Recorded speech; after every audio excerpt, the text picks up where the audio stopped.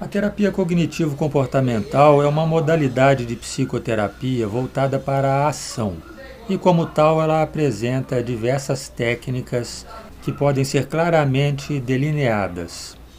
Conhecer essas técnicas é, óbvio, essencial para o psicólogo, mas também é muito interessante que seja do conhecimento dos pacientes, muitos dos quais, inclusive, têm dúvidas sobre como se desenrola uma psicoterapia. Vamos falar brevemente de algumas delas para dar esse panorama. Psicoeducação diz respeito ao trabalho que o psicólogo faz de informar, de ensinar ao seu paciente questões relativas à psicologia. Claro que não se trata de um tipo de aula, mas é uma coisa mais simples, em que o psicólogo dá ao paciente informações básicas sobre um problema que ele tem e sobre como vai ser conduzido o seu tratamento. Pode estar incluída aí também nessa etapa explicações sobre o papel que cabe e que se espera que cada uma das partes vai desempenhar. O psicólogo apresenta o seu papel e também o papel do paciente, porque esse também vai ter que tomar algumas responsabilidades sobre o desdobramento do seu próprio tratamento. A psicoeducação é muito importante porque ela lança luzes sobre todo esse processo e é muito mais agradável, é muito mais confortável para o paciente se lançar numa jornada que ele souber do que se trata, o que esperar dela e como se comportar diante dela. É importante destacar que a psicoeducação pode acontecer de forma casual, ao longo da sessão, ocorrer ao psicólogo alguma coisa para ele informar o seu paciente, mas também deve ser pensada de forma estruturada, ou seja, o psicólogo deve planejar quais as informações essenciais que ele quer que o seu paciente tenha conhecimento. O questionamento socrático é um tipo de técnica que vai direcionar a conversa com o paciente, que vai guiá-lo nas suas descobertas e nos seus relatos. É algo que parte de informações, dados, casos que o paciente conta em consultório e que você, através de perguntas, vai aprofundar aquilo, tanto em termos de obter para si mesmo, no ponto de vista do psicólogo, informações adicionais, como para fazer o paciente refletir sobre alguns pontos que talvez estejam obscuros para ele. Então, em vez de você deixar por conta exclusiva do paciente falar sobre o que ele quiser da sua vida, a partir de determinado momento, você começa a fazer essas incursões com as suas próprias perguntas, com o seu próprio entendimento do que precisa ser melhor explorado.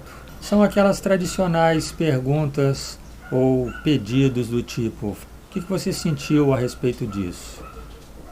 O que você pretende fazer? Você acha que isso foi adequado? Isso causou que tipo de emoção em você?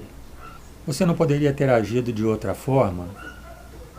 Que outra forma lhe ocorre de agir em relação a essa situação se ela acontecer de novo? Bom, na verdade são infinitas as perguntas, mas é importante deixar claro que elas não devem ser feitas de uma forma maquinal só para acontecer uma participação do psicólogo. Essas perguntas têm que seguir uma lógica, uma linha, e essa linha está atrelada ao diagnóstico que você fez sobre as necessidades do paciente ou sobre a busca de informações necessária para você fazer naquele momento. Então é algo muito variado, mas que deve ser, digamos assim, alinhavado dentro de uma estratégia. Do ponto de vista do paciente, é interessante que ele entenda, que ele saiba, que esse tipo de estratégia o ajuda a passar por cima daqueles bloqueios, daquelas faltas de assunto, daqueles silêncios que podem se tornar constrangedores durante a consulta. Muitas vezes o paciente tem muita coisa para dizer, mas na hora não lhe ocorre nada. Em vez do psicólogo deixar que ele fique ali lutando com esses vazios, com esses brancos, a conversa pode ser retomada e ter uma fluência através dessas diversas perguntas.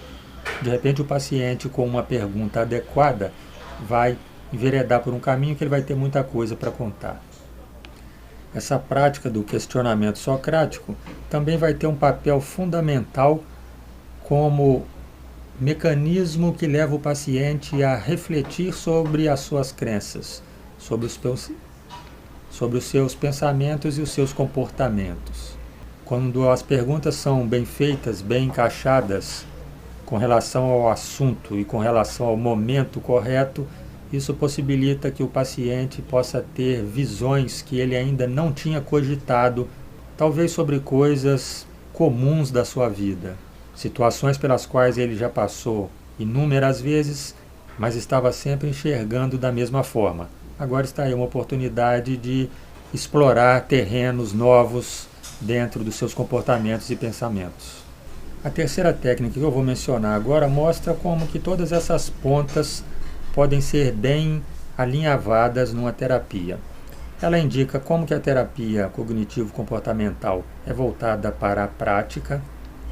Ela indica como que técnicas apropriadas podem melhorar a coleta de informações e dados sobre o paciente. Ela indica como que o paciente vai tomar parte ativa na sua psicoterapia e como que uma psicoterapia deve ir além daquele momento de consultório, se expandindo na direção de introduzir uma mudança na forma como o paciente vivencia o seu dia a dia. Essa terceira técnica é o registro de pensamentos diários. Essa é uma das inúmeras tarefas de casa, vamos chamar assim, que o psicólogo pode passar para o seu paciente. O paciente terá que se munir de papel e caneta fáceis ao seu alcance, ou talvez um aplicativo de registro no próprio celular, pode ser até por áudio, e ele, em determinados momentos do dia, que serão previamente elucidados nas entrevistas preliminares, naqueles momentos-chave, ele vai fazer registro de situações e quais os pensamentos que foram evocados diante daquelas situações. Isso pode começar de uma forma bastante superficial, bastante simples e ir sendo aprofundada no decorrer das semanas.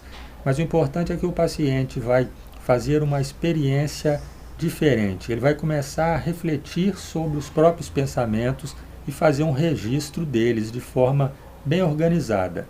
Isso vai trazer muitos elementos para que o psicólogo possa analisar a dinâmica dos pensamentos e de como esses pensamentos têm sido evocados, provocados por situações do dia a dia, dos ambientes frequentados pelo paciente.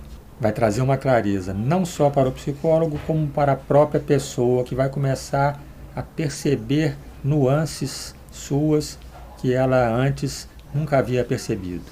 E isso, quando for trabalhado na próxima sessão, irá trazer também novamente a possibilidade das duas ferramentas anteriores voltarem a ser utilizadas. Questionamentos vão ser feitos em cima dessas informações novas trazidas e novas possibilidades de psicoeducação vão ser abertas. Veja como os processos todos vão se ligando, formando aí um ciclo virtuoso através do qual a psicoterapia avança. Próximo vídeo vamos falar de outras técnicas. Até lá!